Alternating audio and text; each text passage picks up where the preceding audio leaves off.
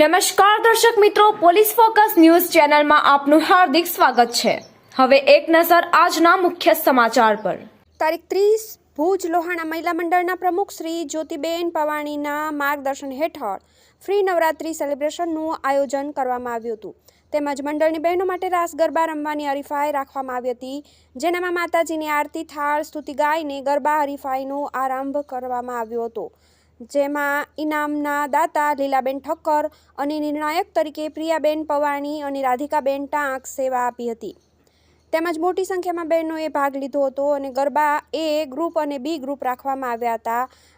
એ અને બી ગ્રુપમાં વેલ ડ્રેસમાં પ્રથમ દક્ષાબેન રૂપારેલ, પ્લેયરમાં પ્રથમ નંબર ઉર્વી ઠક્કર, બીજો નંબર જીજ્ઞા ઠક્કર અને ત્રીજો નંબર બિંદિયા ઠક્કર અને બી ગ્રુપમાં વેલ ડ્રેસમાં વર્ષા ઠક્કર, વેલ પ્લેયરમાં પ્રથમ નંબર ભારતીબેન રાજદે, બીજા નંબર રીટાબેન ઠક્કર, ત્રીજા નંબર રંજનબેન ચંદે અને સલાહકાર ભારતીબેન અને કમળાબેન ઠક્કર અને જ્યોતિબેન કોઠારી, મંત્રી શારદાબેન ઠક્કર, સહમંત્રી દક્ષાબેન, ઉપપ્રમુખ ભાવનાબેન કેસરિયા અને નાસ્તાના દાતા કોમલબેન ઠક્કર રહ્યા હતા।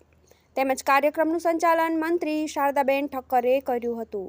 રિપોર્ટર દર્શન સોની, દયાપર।